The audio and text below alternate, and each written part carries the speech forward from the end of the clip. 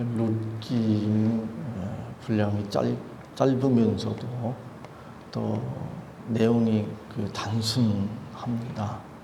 그러면서도 내용이 매우 감동적인 내용으로 구성되어 있습니다. 이 믿는 사람들뿐만 아니라 믿지 않는 사람들도 이 룻기의 내용을 아는 사람들이 많이 있습니다. 그런데 믿지 않는 사람뿐만 아니라 믿는 사람들 가운데서도 이 룻기를 효부에 관한 이야기, 또 좋은 고부관계에 대한 이야기, 또는 착한 며느리에 대한 이야기라고 이해하는 경우가 많이 있습니다. 그런데 단순히 그런 내용이라면 굳이 성경에 이런 내용이 들어갈 필요가 있겠는가, 그런 생각을 해볼 수 있습니다. 다르게 말하면 성경 66권에 들어가 있는 모든 성경 말씀들은 그냥 단순한 어떤 인간관계, 무슨 좋은 며느리 또는 효부 그런 내용들을, 물론 그런 내용이 없는 것은 아닙니다. 그러나 그런 내용이라고 할지라도 성경의 내용은 하나님의 뜻이 무엇인지, 하나님이 어떤 분이신지, 그리고 하나님께서 우리에게 어떤 계획을 가지고 계시고 어떻게 일하시는지를 보여주기 위해서, 그것을 증거하기 위해서 기록되었다고 하는 사실입니다. 이런 성경 전체적인 내용 또는 어떤 의도를 가지고 우리가 룻기를 이해할 필요가 있습니다. 우리가 룻기를 읽게 되면 룻기는 언약 백성과 하나님과의 관계, 오실 메시아에 관한 책이라고 하는 것을 알 수 있습니다. 우리가 앞에서 살펴보았지만 룻기 전에 사사기가 있습니다. 근데 룻기가 기록될 때에도 사실은 사사시대였습니다. 사사시대. 이 사사시대의 특징을 이렇게 표현합니다. 사람마다 자기 소견에 옳은 대로 행했다라고 증거하고 있습니다. 사사시대의 특징이 뭐냐면 사람마다 자기 소견에 옳은 대로 행했다는 사실입니다. 다르게 말하면 그 시대에는 모든 사람들이 자기가 자기 자신의 주관자가 되어서, 다르게 말하면 자기 자신이 주인이 되어서, 자기 자신이 다르게 말하면 왕이 되어서 자기 마음대로, 자기 좋을 대로 자기들이 생각하는 대로 행동했다고 말할 수 있습니다.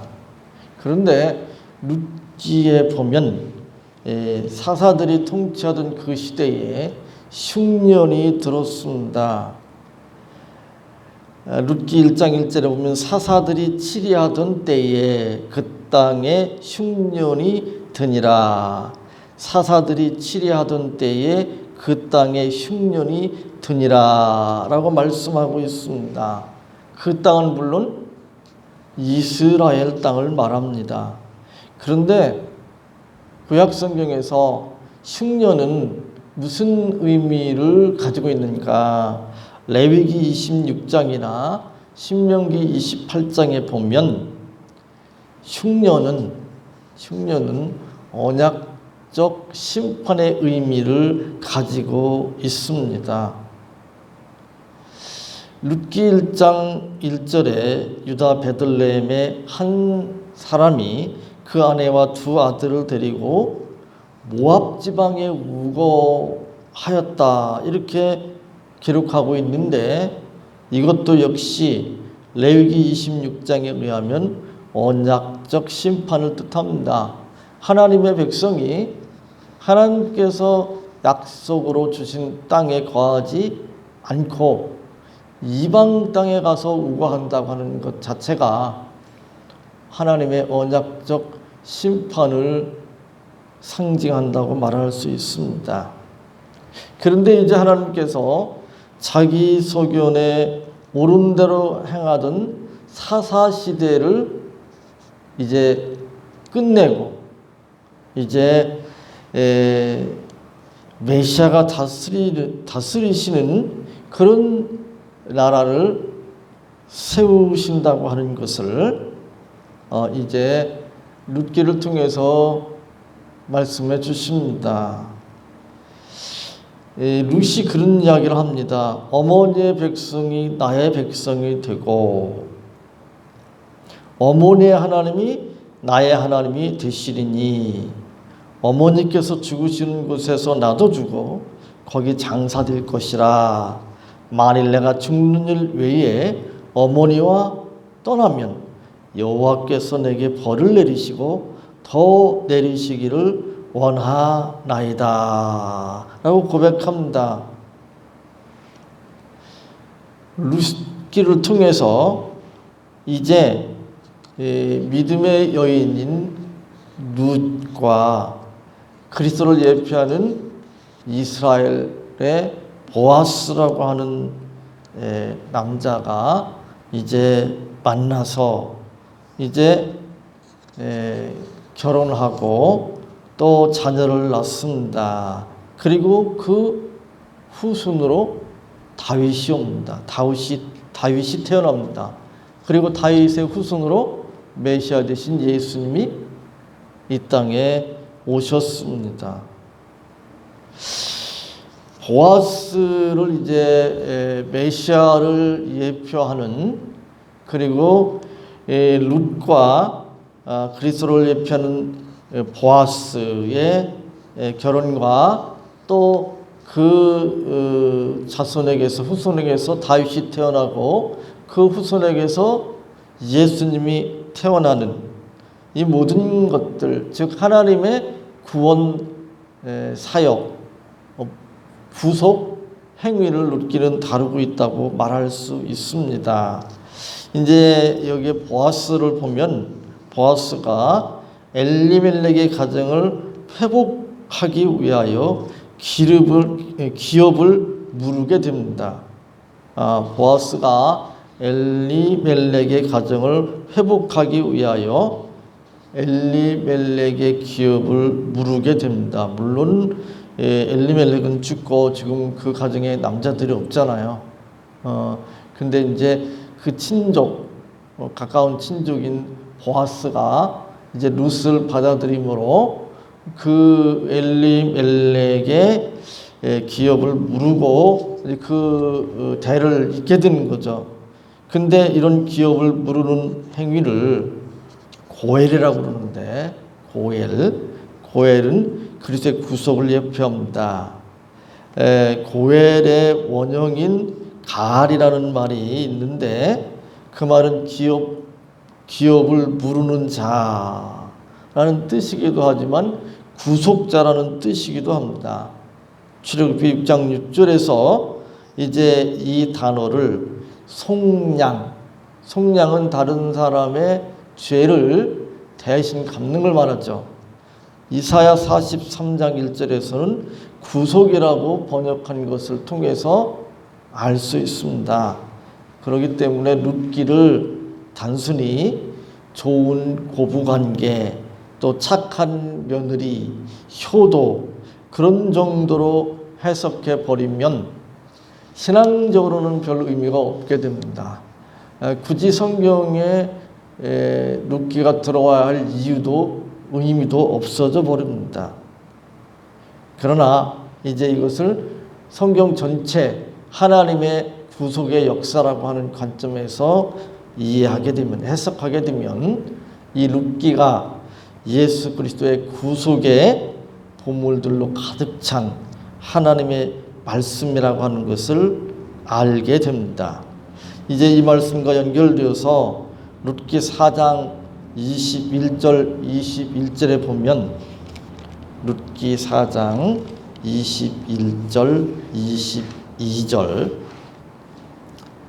구약 407면 룻기 4장 21절 22절 한 목소리로 읽겠습니다. 살모는 보아스를 낳았고 보아스는 오벳을 낳았고 오벳은 이새를 낳았고 이새는 다윗을 낳았더라. 여기에 보면 이제 일부 족보가 나오죠. 거기에 보면 다윗이 등장합니다.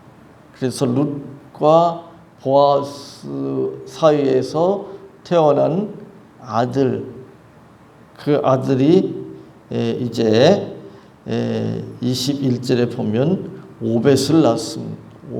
오벳인데 그 오벳이 이새를 낳고 그 이새의 아들인 다윗이 태어나게 되었다고 하는 것을 증거합니다. 이걸 통해서 룻기가 무엇을 증거하려고 하는지를 알 수 있습니다. 이 신명기 23장 3절에 보면 모압 여인 룻, 이 모압 여인 룻은 신명기 23장 3절에 의하면 하나님의 백성의 총회에 들어올 수 없다. 영원히 들어올 수 없다고 기록되어 있습니다. 물론 거기에 모압 또 암몬 사람이 하나님의 총회에 영원히 들어올 수 없다고 그랬는데, 그런데 분명히 룻은 모압 여인입니다. 그렇다면 신명기 23장 3절 말씀과 모순이 됩니다. 그렇다면 오늘 룻기의 4장 21절 22절에 이 룻이 이제 이스라엘 백성이 되어서 이제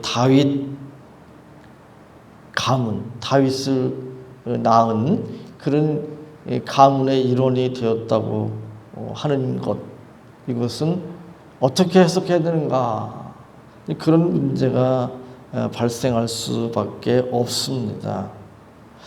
그런데 우리가 율법에 기록된 것과 모순된 것처럼 보이는 그런 성경 말씀들을 볼 수가 있는데, 마태복음 12장 4절, 마가복음 2장 26절, 누가복음 6장 4절에 보면 다윗이 제사장밖에 먹을 수 없는 진설병을 성전에 하나님께 드리는 떡이죠. 그 진설한 떡을 쭉 이렇게 배열해 놓은 그 떡을 제사장 이외에는 먹을 수가 없습니다. 그런데 다윗이 먹었습니다. 근데 그것에 대해서 성경은 용납하고 있습니다. 예수님도 그것을 지적하셨습니다. 그래서 일반적인 규정과 예외적인 규정이 있습니다. 그래서 성경을 우리가 읽고 해석할 때에 일반적인 규정과 예외적인 규정의 균형과 조화에 대해서 이해할 필요가 있습니다. 뿐만 아니라 하나님은 율법과 도덕을 초월하는 은혜와 믿음의 원리, 율법과 도덕을 초월하는 은혜와 믿음의 원리, 그 원리를 가지고 세상을 통치하신다고 하는 것을 분명하게 성경을 통해서 확인할 필요가 있습니다. 오늘 어떤 교수의 글을 읽었는데 거기에 그런 표현을 보았습니다. 이 개혁주의는 성경에 충실하잖아요. 성경을 바르게 해석하고 성경대로 사는 그런 신앙을 강조하는 것이 개혁주의입니다. 그런데 수년 전에 성적인 그런 어떤 심각한 문제를 불러일으킨 그분은 이제 그분도 그 문제를 일으킨 분도 물론 교수예요. 그리고 그 제자가 또 미국의 대형교회 개척해서 대형교회를 이루었는데 그도 역시 이제 성적인 문제를 일으켜서 많은 무리를 일으키고 그 자리에서 물러나는 그런 일들이 생겼는데 그들은 철저하게 개혁주의 신앙을 가지고 있었다는 거예요. 개혁주의 신학을 공부하고 개혁주의 신앙을 가지고 있었다는 거예요. 근데 문제는 무엇인가 하면 그 개혁주의 신앙은 성경을, 신구약 성경을 하나님의 말씀으로 철저하게 믿는데 그들이 구약 성경의 율법도 문자 그대로 이제 믿어야 되는 것으로 생각을 한 거예요. 그러면서 구약 시대에 보면 많은 족장들 또 우리가 믿음의 선배들이라고 말하는 사람들까지도 여러 아내를 처첩을 둔 것을 볼 수가 있습니다. 근데 그것을 성경적이라고 해석한 거예요. 그래서 지금도 그게 허용될 수 있는 것으로 해석을 한 거예요. 그러면서 그런 여성과의 관계에 성적인 그런 여러 가지 문제를 이제 발생시켜 가지고 이제 여러 가지 그 교회 또 학교로부터 이제 축출당하는 그런 일이 있었는데 그것을 언급하더라고요. 우리가 분명히 알아야 됩니다. 이 율법 도덕 중요합니다. 그러나 그것은 어디까지나 은혜와 믿음의 원리, 은혜와 믿음의 원리를 통해서 해석할 수 있어야 됩니다. 이 사복음서에 보면 예수님과 계속 충돌을 일으키는 사람들이 있는데 물론 뭐 세상 사람들이 다 충돌을 일으킬 수밖에 없지만 그 가운데 특별히 바리새인들, 서기관들, 율법학자들이 있는 것을 보게 됩니다. 그들은 율법과 도덕에 매여서 은혜와 믿음의 원리를 받아들이지 못했습니다. 그래서 예수님께서 하시는 모든 일, 특별히 안식일에 행하신 그 모든 일들을 가지고 안식일에 율법을 규범을 어겼다고 계속 시비하고 그래서 예수님을 어떻게든지 넘어뜨리려고 또 죽이려고까지 했던 것을 볼 수가 있습니다. 그러므로 우리가 성경을 해석할 때에 너무 그 율법적인 도덕적인 그런 관점에 얽매여서 성경을 해석하면 이 잘못된 해석을 할 수 있다는 것을 알아야 됩니다. 그 시대에 국한된 어떤 의식법 이런 것들도 있고 그것도 율법이잖아요. 그리고 그것이 영원히 적용될 수 있는 그런 내용을 가지고 있거나 또 그 율법에 어떤 예표하고 있는 것이 있는데 그것을 바라볼 수 있어야 됩니다. 우리가 이런 관점에서 볼 때 이제 룻기를 어떻게 이해해야 할지 해석해야 될지를 알 수 있습니다. 룻은 모압 여인이었습니다. 그럼에도 불구하고 당당히 하나님의 백성 가운데 믿음의 주상 가운데 들어오게 됩니다. 또 이 모압 여인이라고 하는 것은 첫 번째가 이제 이방인이라는 거잖아요. 이방인을 받아들일 수 없습니다. 이스라엘 백성들에게는. 그러나 장차 예수님께서 우리의 모든 죄를 대신 짊어지시고 이스라엘 백성뿐만 아니라 모든 이방인들을 다 하나님의 백성으로 이제 불러 모으셨습니다. 물론 이스라엘 역사 가운데서도 구약 성경에도 그런 말씀들이 종종 나오지만 예수님을 통해서 이제 이스라엘 백성과 이방인이 그리스도 안에서 하나가 되는 그런 놀라운 역사가 일어나게 됩니다. 또한 이제 룻은 여인이잖아요. 여인. 족부의 여인이 등장한다고 하는 것은 불가능한 일이잖아요. 우리나라도 옛날 족보에는 이 남자 중심이었잖아요. 근데 뭐 고대 사회는 거의 다 그랬습니다. 어린아이와 이 여인은 이스라엘 백성의 숫자에 그 계산도 안 할 정도였으니까. 근데 예수님께서 세상에 오셔서 이제 여인들도 또 어린 아이들도 당당하게 하나님의 백성으로 자녀로 그리스도 안에서 지위를 누릴 수 있게 되었는데 바로 룻기를 통해서 이제 예수님께서 이런 일을 이루실 것이라고 하는 것을 보여주고 있습니다. 우리가 이런 시각을 가지고 성경을 볼 때에 성경을 보다 정확하고 바르게 이해할 수 있고 또 그것이 바탕이 될 때에 우리가 바르게 복된 신앙생활을 할 수 있습니다. 하나님 오늘 이 말씀 붙들을 수 있도록 도와주시옵소서. 룻기를 통하여 저희들이 피상적으로 알고 있었던 그런 좋은 며느리 또는 효부에 대한 또 좋은 고부관계에 대한 또 인간적인 어떤 아름다움 그 차원을 훨씬 뛰어넘는 하나님의 구속의 역사인 것을 이 시간 또 저희들에게 가르쳐 주시니 감사합니다.